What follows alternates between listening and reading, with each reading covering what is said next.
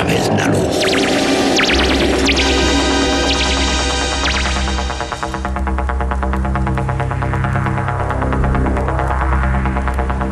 Estás entrando en el espacio en blanco.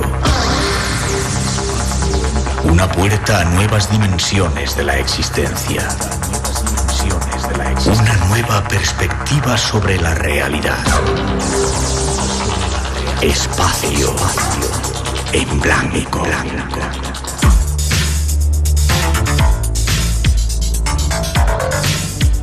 Una producción escrita y dirigida por Miguel Blanco.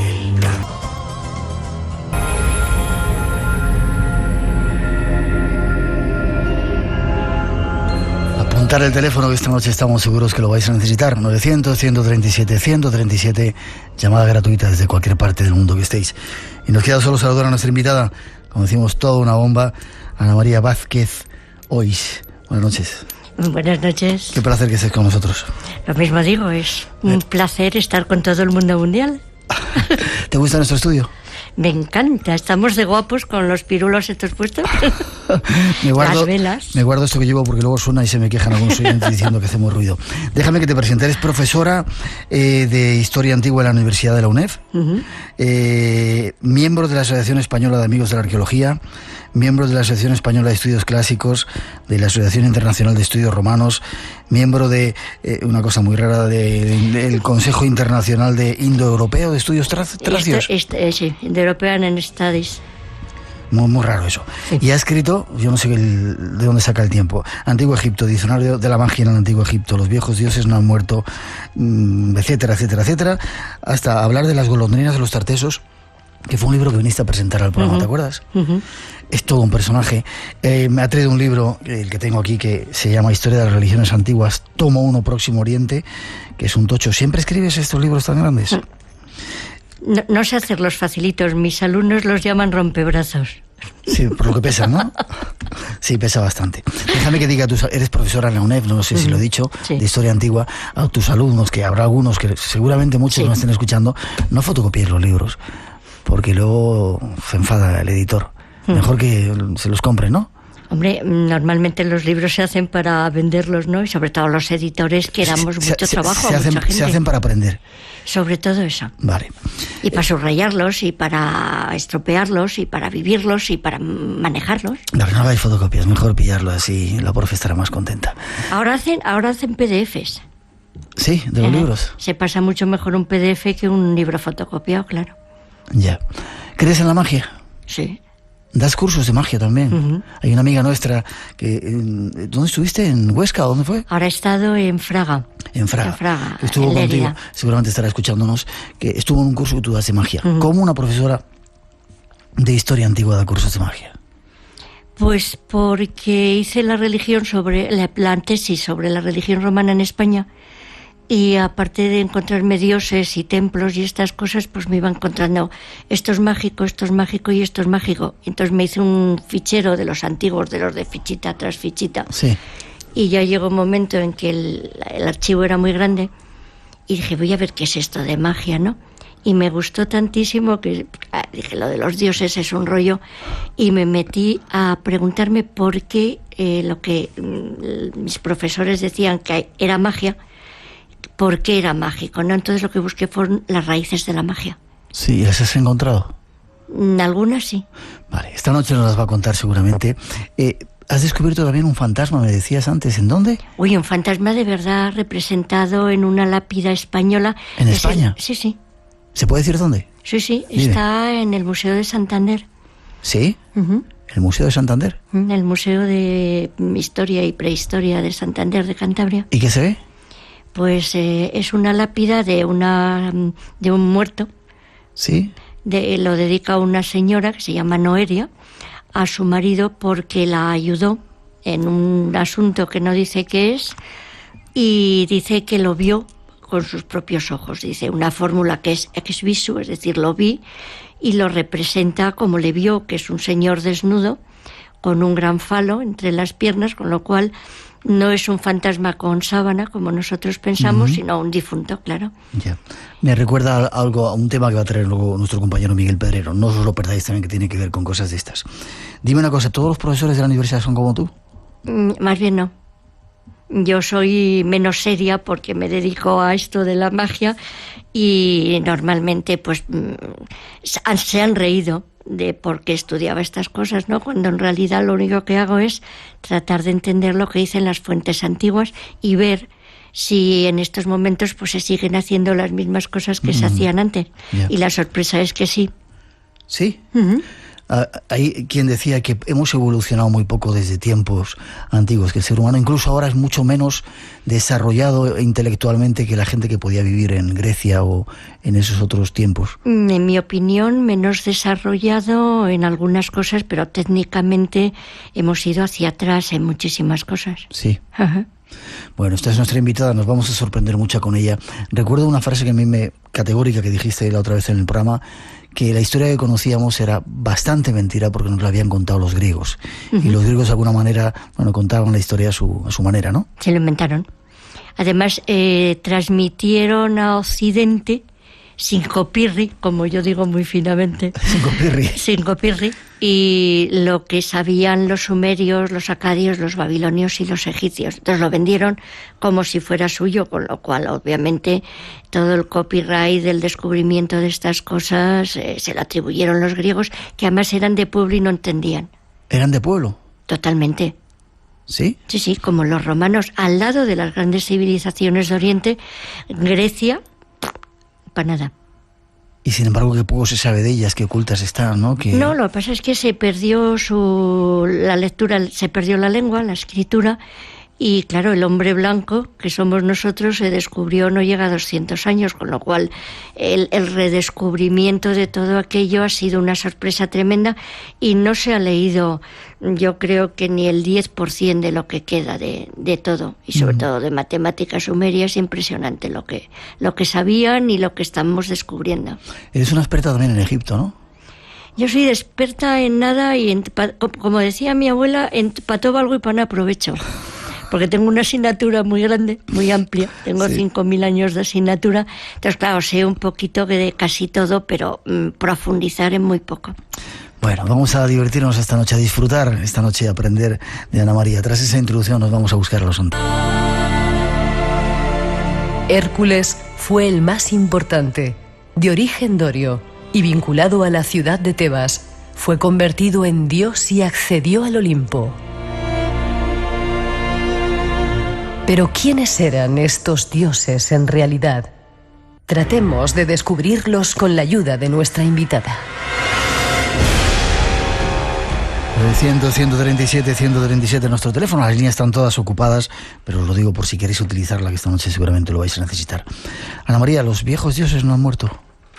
Bueno, depende de los dioses que hablemos, porque yo con lo de los griegos no estoy de acuerdo para nada. Para empezar, en Grecia algunos dioses no eran inmortales. No. No.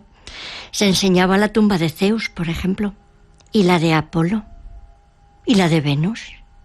O sea que... Eso lo saben mis alumnos en el curso que acabo de dar. Yo a veces que no estaba ahí. Fíjate que estaba viendo la tumba de Apolo, ¿sí? Claro. En Grecia. Claro, pero es que el problema de los griegos, que me tirabas de la lengua y yo estoy encantada de hablar mal de ellos, es que se inventaron a los dioses tal y como ellos eran. Es decir, antropoformizaron lo que son las fuerzas de la naturaleza.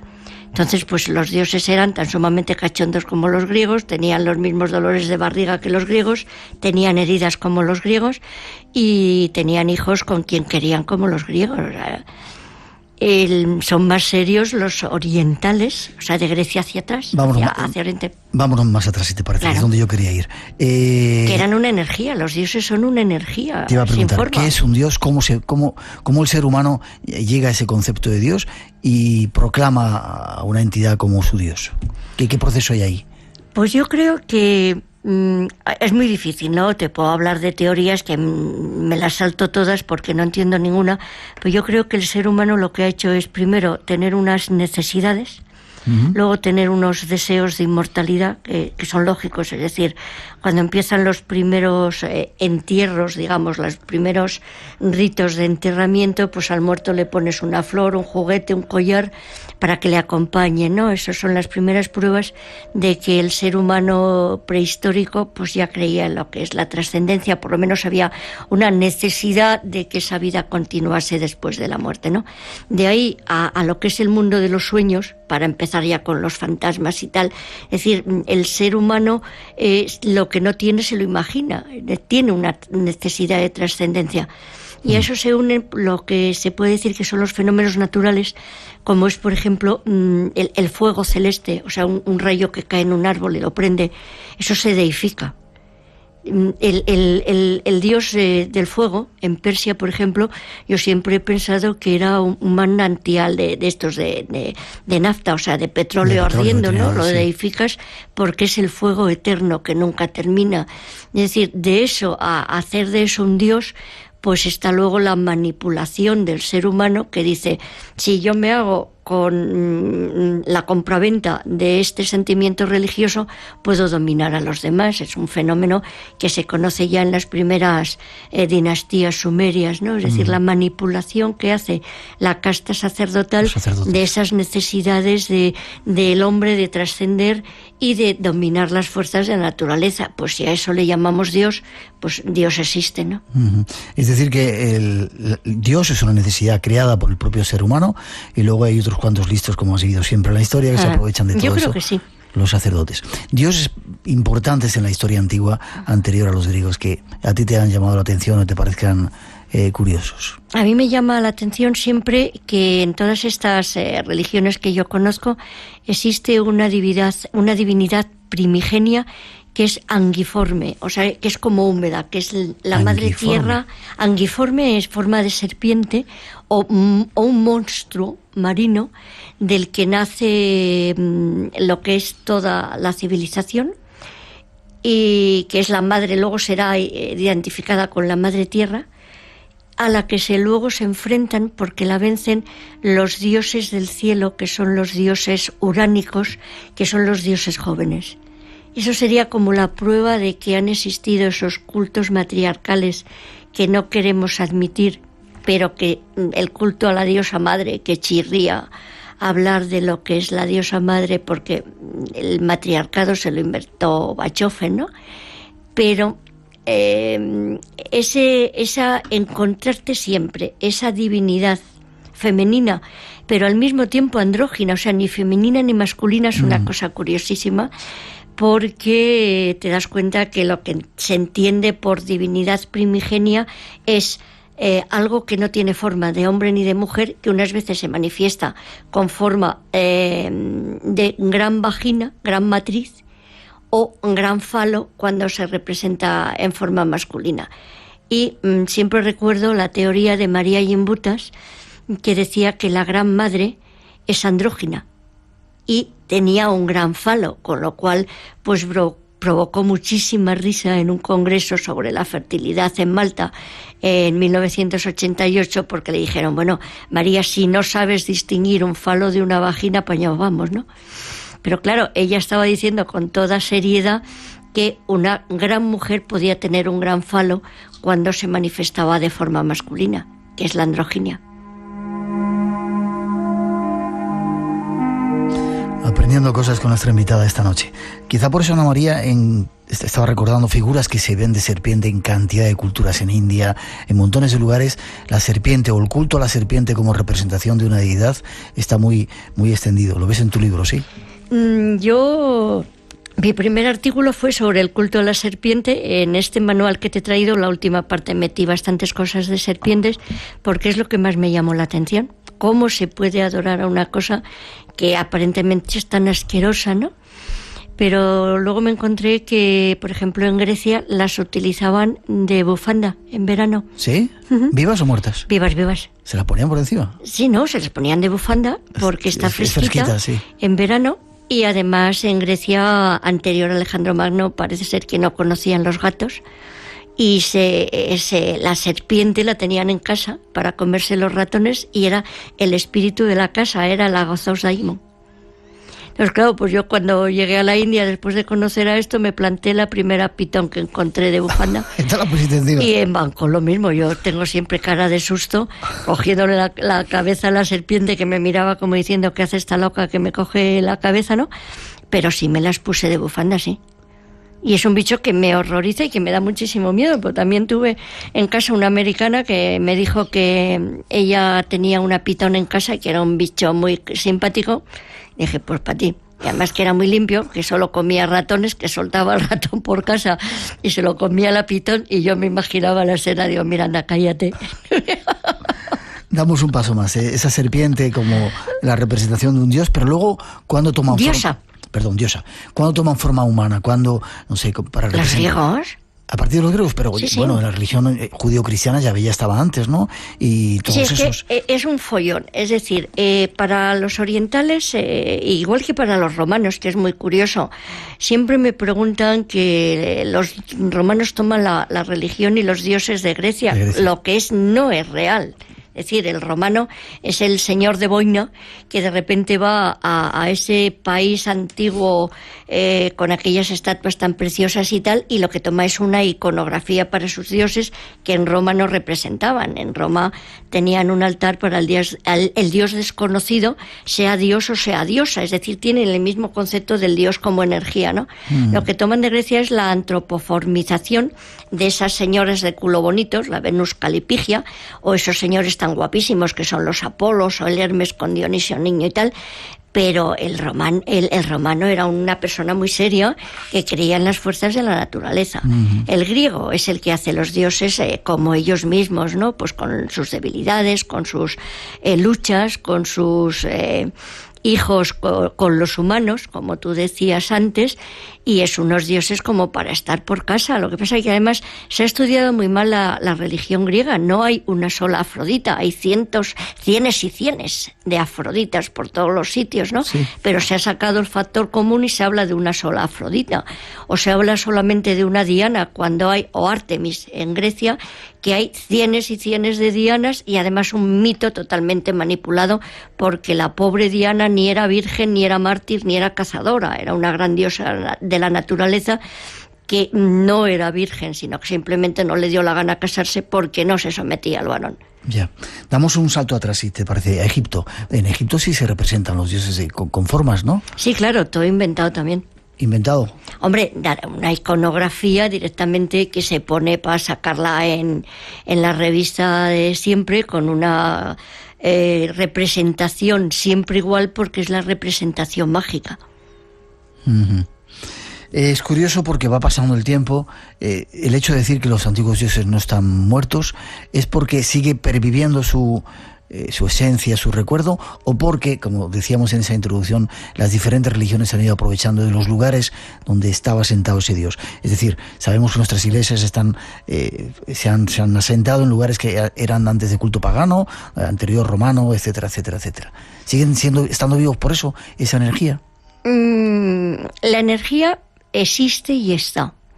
Y el cristianismo lo que hizo, y además por decreto papal de Gregorio Magno, es aprovecharse de esos lugares de energía y de esos dioses paganos, y existe la carta del Papa Gregorio Magno diciendo a los que van a cristianizar Inglaterra: no destruyáis los lugares de culto y poner encima el santo cristiano, de forma que la gente, como en realidad tiene una religión que no es muy digamos, culta o muy intelectual, lo mismo le da a adorar el árbol que a adorar a la Virgen del árbol que se aparece en él, con lo cual se realiza una operación comercial, entre comillas, que es el paso de una religión a otra, sin solución de continuidad, y se llama sincretismo, es la asimilación de unos cultos por otros, pero sin traumatismo. Es decir, en realidad la Iglesia cristiana destruyó menos lugares y menos templos traumáticamente de lo que se supone. Incluso últimamente se están matizando casi negando, podría decir, incluso lo que son los maravillosos martirios de los que tanta apología se ha hecho, y hubo martirios, pero menos de los que se supone. Ya. ¿De qué fecha estamos hablando con ese papa? De León Magno hacia, no me acuerdo, el 300 y pico por ahí. Ya. ¿Crees que ha habido dioses? No, 400, no me acuerdo. Ahora vamos a hablar de ellos, dioses venidos de las estrellas, pero ¿crees que hay un concepto de Dios venido del cielo? ¿Sí? Pues siempre es normal, ¿no? Del cielo vienen los aerolitos. Por ejemplo, la piedra de la Cava, la piedra negra de la Cava, que se ha mantenido a pesar de Mahoma y en el islamismo, pues creo que es un aerolito también. O incluso es un aerolito la diosa Cibeles. ¿Sí? Claro, la piedra negra de Pesinunte, vamos, es un aerolito que les cayó directamente y que de repente lo debieron ver arder y dijeron, jo. Y el jo, ¿qué pasa? Que es la piedra negra, luego la antropomizan y sale la señora que está en mitad de la plaza de Cibeles con los leones, ¿no? Y el carro. Pero en su origen, sí, efectivamente. Hay muchísimos fenómenos celestes que se han deificado. ¿Y por qué esos dioses, estoy recordando algunos fragmentos de la Biblia del Antiguo Testamento, con Yahvé, con su pueblo, es tan duro, es tan tremendo, es tan vengativo, es tan... Hombre, Yahvé es un dios cabreado. ¿Por qué? Porque se pasa todo el Antiguo Testamento diciendo, sois un pueblo que no me hace caso. Claro. Entonces el pobre dice que os vais con no sé quién. Obviamente, date cuenta que el yavismo es muy rigorista y el pueblo estaba desmandado. Lógicamente le gustaban más las señoras medio desnudas tocando la flauta y cantando que el hacer penitencia en el desierto. Es lógico, ¿no? Y en realidad el pueblo de Israel fue politeísta hasta que ya llegaron los profetas y se dedicaron, bueno, la serpiente, el Neustán, se destruyó, estaba en el templo de Jerusalén y la destruyó, me parece que Jeremías o un profeta de estos, claro.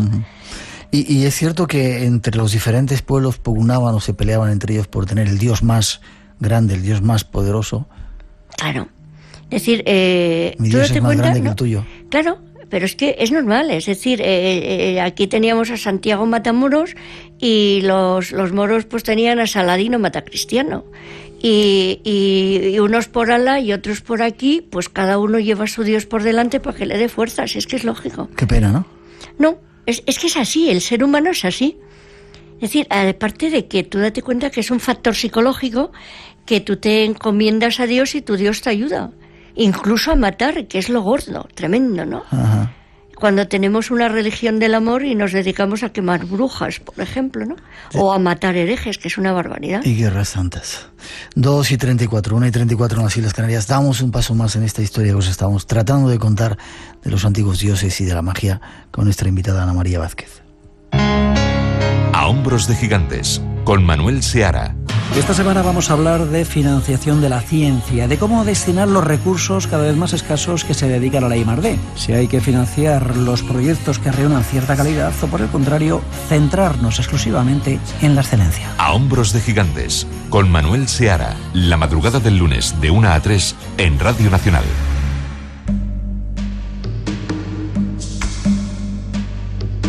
Enigmas. Misterios. Imaginación. Espacio en blanco en Radio Nacional.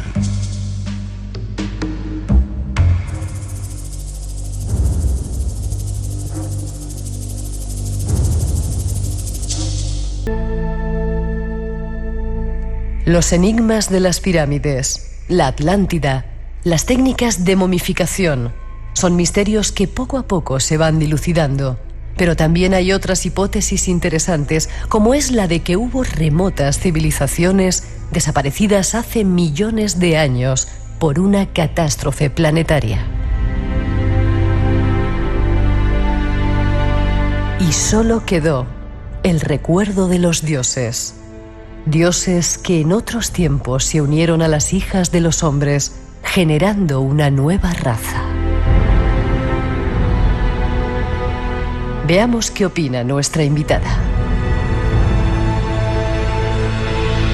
Mucha gente se va a enfadar con estas teorías, pseudoteorías que estamos dando, algunos de tus colegas, pero ¿tú crees que hubo como decíamos aquí, otras civilizaciones que se destruyeron con un gran cataclismo, quizá el diluvio universal, la Atlántida, el continente de Mu, un montón de civilizaciones que se hablan ahí. O sea, lo que no se puede hacer es meterlo todo en el mismo saco. Ahí hemos puesto demasiadas cosas en el mismo saco. No, los pone todo el mundo, vamos a ver, nosotros, te lo digo por lo que es la prehistoria y lo que es la historia, date cuenta que la historia teóricamente empieza con los sumerios hacia el 3200 a.C. Del 3200 más allá del 3200, es decir, 3500, 4000, 5000, 6000, 7000 antes de Cristo, nos faltan como 4 o 5000 años de los que no se sabe nada. Entonces, en ese periodo de tiempo que va pues desde la existencia, que te diré yo, de la torre de Jericó, que es una torre de defensa para la que no se conocen enemigos, hasta que se llega a las pirámides de Egipto, hay un periodo de años, de milenios, mayor que lo que nosotros llevamos de civilización. Tú fíjate lo que hemos hecho nosotros en 1000 años, vamos, en 50. ¿Me explico? Con lo cual, ahí cabe cualquier civilización que pueda llegar a haber hecho cosas que a nosotros ahora mismo nos parecen inimaginables. ¿Qué es lo que nos parece inimaginable? La gran matemática sumeria, de la que yo hablo siempre.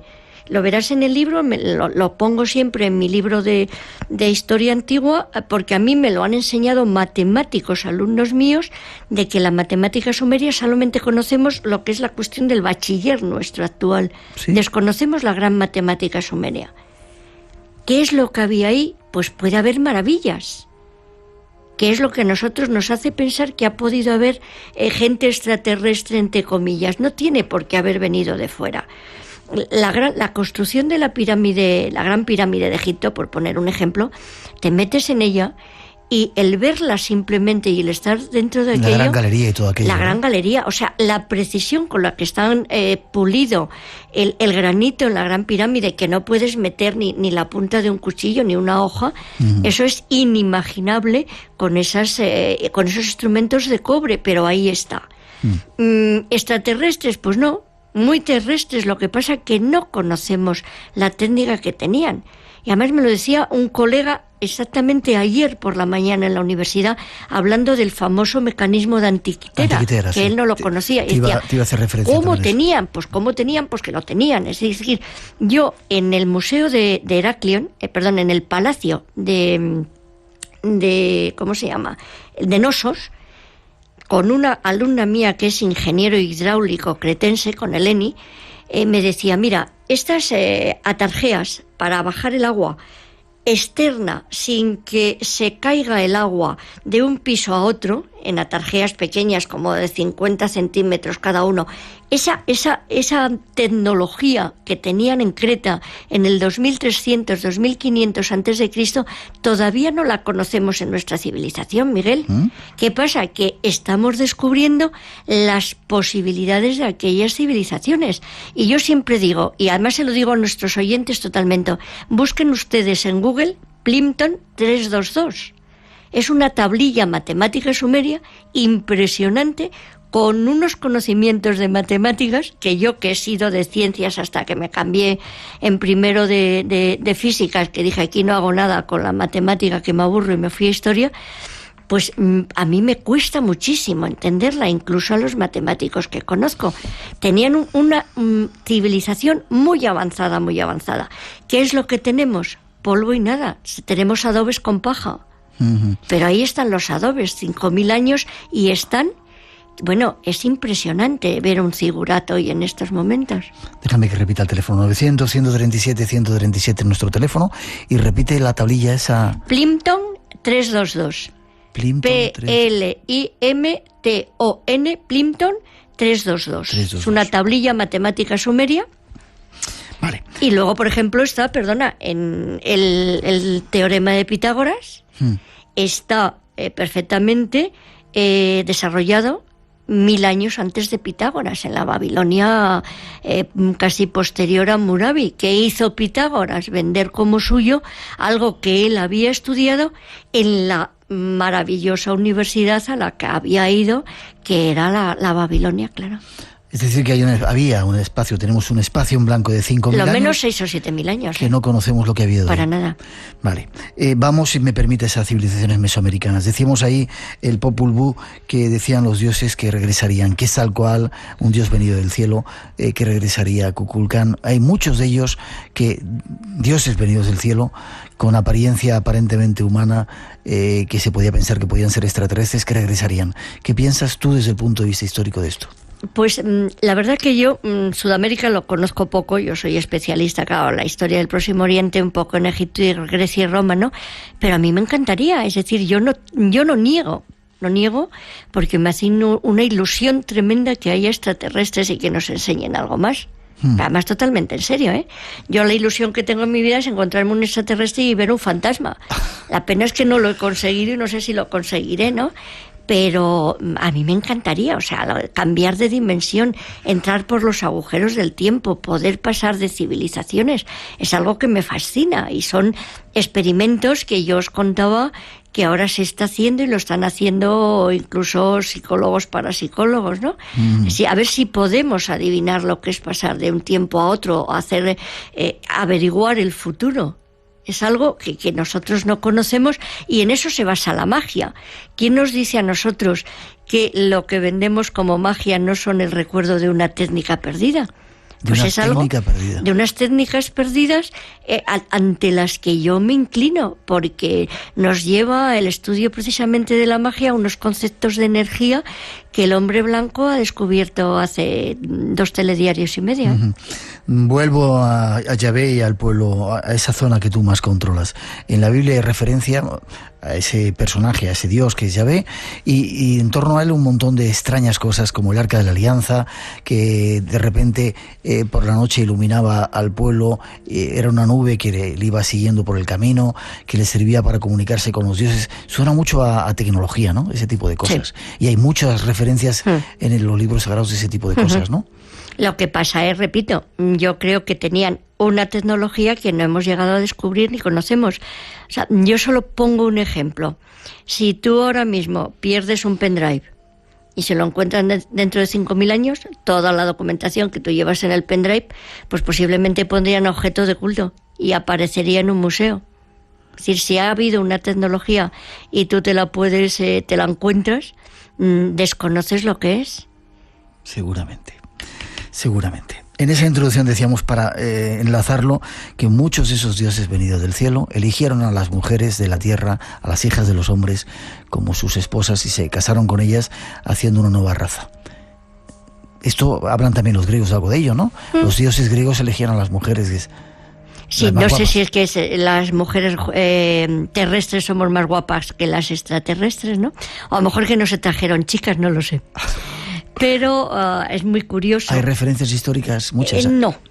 Referencias históricas serias no. Lo que pasa es que uno no sabe lo que es leyenda, lo que es imaginación, y además hay una cosa que es fundamental. Ya materialmente hablando y crematísticamente hablando, es mucho más bonito que una señora tenga un matrimonio sagrado y haga el amor con un dios que es un sacerdote disfrazado de Dios, a decir que lo que ha hecho es directamente ligar con el sacerdote encima del zigurat, ¿no? Es lo que se llama la hierogamia. Es decir, vamos a ver, el concepto que tenemos de lo que es, por ejemplo, la sexualidad, que yo la he estudiado mucho también, es que el hacer el amor crea energía. Y crea energía y da origen a lo que es el nacimiento de las especies y de la vida y de la naturaleza en general, ¿no? Entonces, claro, si en ese acto de hacer el amor entre dos personas humanas se diviniza, es cuando se habla de la unión de dioses con mujeres y mujeres con dioses, ¿no?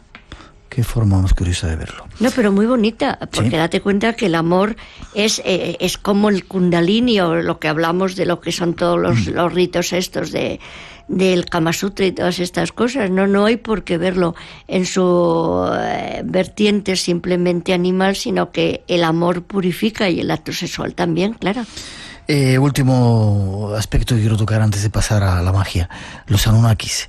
Hablan de que había unos dioses venidos del cielo que generaron una raza, etcétera, etcétera. Desde el punto de vista histórico, ¿eso tiene rigor, tiene...? No, nada. Nada. Tiene el mismo rigor que hablar de Superman, claro. ¿Sí? O sea, te encuentras a un Anunnaki igual que te puedes encontrar a Superman en una excavación, no sabes lo que es. Si no sabes que efectivamente no ha podido venir eso, es decir, no se encuentra tecnología a nivel de conocimientos históricos para hablar de esa venida. ¿Qué pasa? Que sí está, por ejemplo, el famoso carro de Elías, me parece, en el que se va, o todas las personas que se dice que están en carne mortal en el cielo. ¿Hay un cielo donde están en carne mortal? Pues, repito, yo no lo he visto. Ojalá hubiese, ¿no? Pero la verdad que sería un poquillo aburrido. O sea que desde el punto de vista histórico no hay referencias serias históricas a una Vamos a ver, raza. el historiador lo que hace es como Santo Tomás. Piedra que veo, piedra que interpreto. Pero claro, un dibujo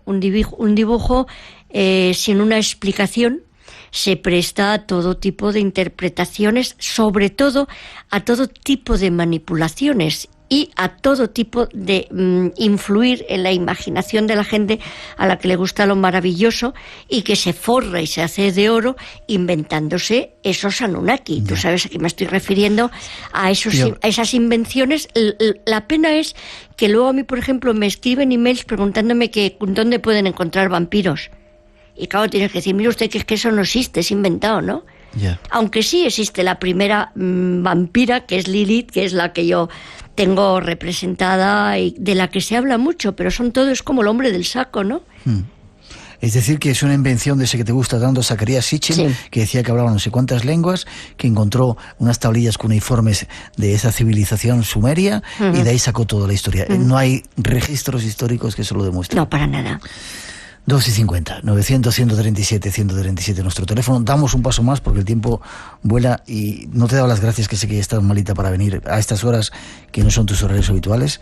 Te doy las gracias muy sinceramente. No, gracias a ti, porque a mí esto del estudio y los auriculares me encanta. Y saludo a mi jefe, a Javier Cárdenas, que es el que me enseñó que hay que estar callada cuando está el pirulo colorado encendido, y estoy continuamente pendiente de él. Ahí lo tenemos encendido. Pues ahí están los saludos. Seguimos adelante en este viaje detrás de los dioses y ahora de la magia.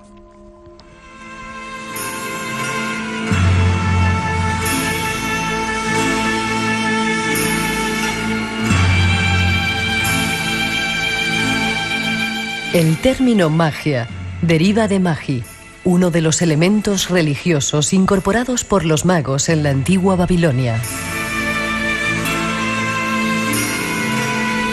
Hubo magos en Roma, en Grecia y en casi todo el mundo occidental y oriental de la antigüedad. La magia y la hechicería estaban también muy ligadas a las creencias de pueblos orientales antiguos, en los que el mago o chamán era a la vez un sanador y un conocedor del mundo invisible de los espíritus, y desempeñaba un papel preponderante en la comunidad.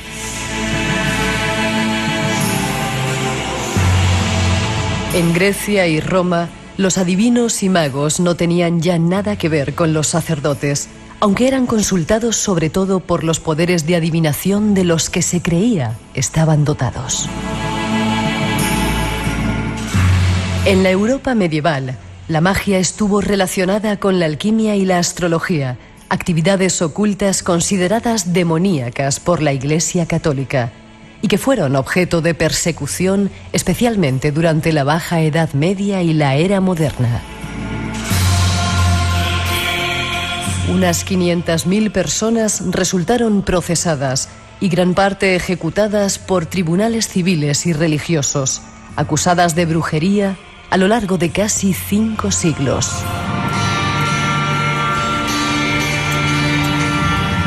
Y debe señalarse que ninguna de las grandes religiones acepta la magia, y en lo que respecta a la religión judio-cristiana en particular, ya se encuentran referencias negativas a los magos en el Antiguo y Nuevo Testamento. La antropología distingue hoy día entre magia y religión y coloca a la magia en un plano paralelo al de la evolución de las religiones. Conozcamos algo más de la magia y de su historia.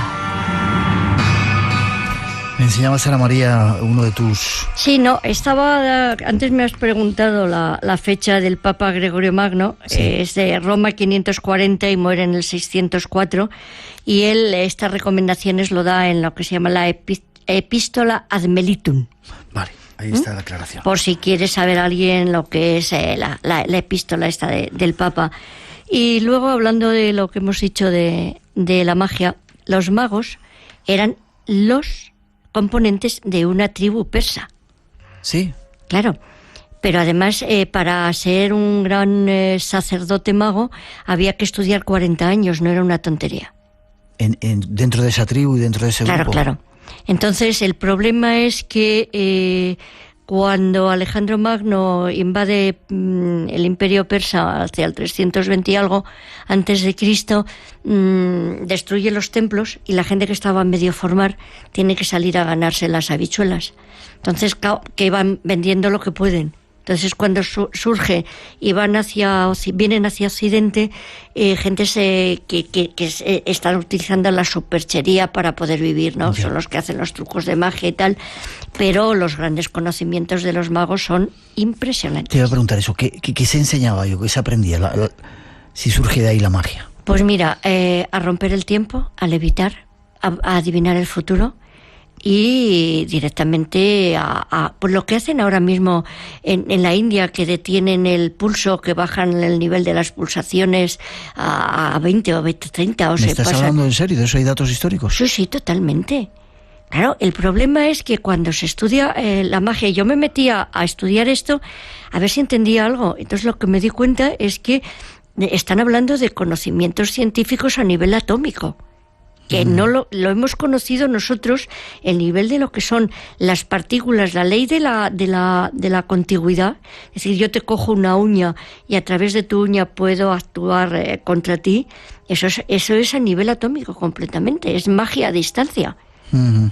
Y eso se acaba de descubrir, que las partículas tan pequeñas, aunque ya los griegos hablaban de lo que son los átomos, ¿no? Es decir, que yo creo que el problema que tenemos es que nosotros, como hombre blanco, moderno y listísimo, creemos que somos el ombligo del mundo, y en realidad somos la leve cola de un ratón que no ha empezado ni a existir, y que ha habido grandes conocimientos que se han perdido, como las famosas gafas de la librería de Asurbanipal, que están en el British. Hay una lente, y no le ha quedado al Museo Británico, a fuerza de insistir los oftalmólogos en poner debajo posible lente.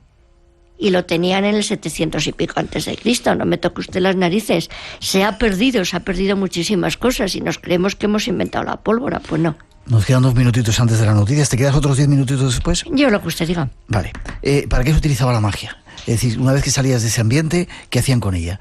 Pues para bueno y para malo. Pero sobre todo, pues para hacer resucitar a los muertos, para hacer magia a distancia, sobre todo para fastidiar a la gente a la que le tenías manía, y para encontrar cosas perdidas, ir contra los ladrones, ganar en las carreras, encontrar novio, perder el novio, que hacerle pirulas a la gente que te ha robado el novio, todas esas cosas. Sí, igual que como ahora, tal cual. Igual Por que eso siempre digo que la magia es exactamente igual ahora. Vamos, las muñecas de vudú, yo tengo una en mi casa que me compré en Londres, y las hay en Egipto exactamente iguales. 900-137-137 nuestro teléfono. Me dicen que tenemos problemas con algunas líneas, así que insistir, si no os enfadéis, insistir. Tenemos que hacer una mínima pausa. Me dicen una pregunta, no sé si eres tú, que sabrán, que le pidas a Ana María, me dicen que te haga una demostración de escritura hacia ambos lados. ¿Tú sabes escribir para un lado y para otro? Escribo con las dos manos hacia ambos lados a la vez. Y te la hago ahora mismo, ¿eh? ¿Sí? Sí. Vale, me lo vas a hacer ahora. Hombre, yo sé que soy rara. Lo que pasa es que no sé cambiar de dimensión, estoy en ello. ¿Hacia los dos lados? Sí, ahora mismo. O sea, escribo con la mano derecha hacia la derecha, con la izquierda hacia la izquierda, al revés, no como Leonardo, sino más difícil todavía. ¿Y eso cómo lo has aprendido? Es de natural. Es de natural. Como la magia. Ya.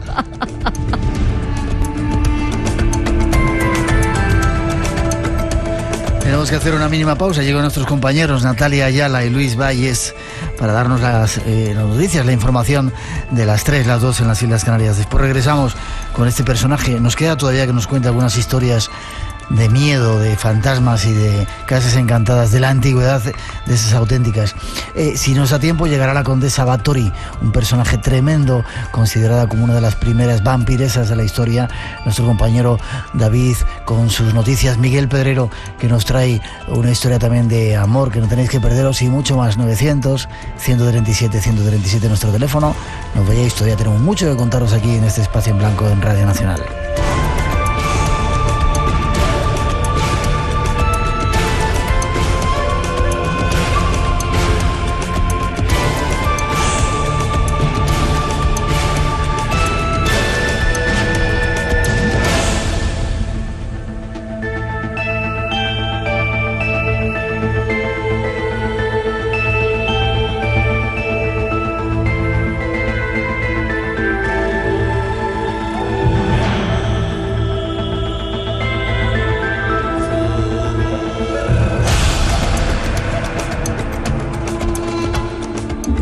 En todo el mundo existen personas que afirman haber contactado. Asómate al abismo de lo desconocido.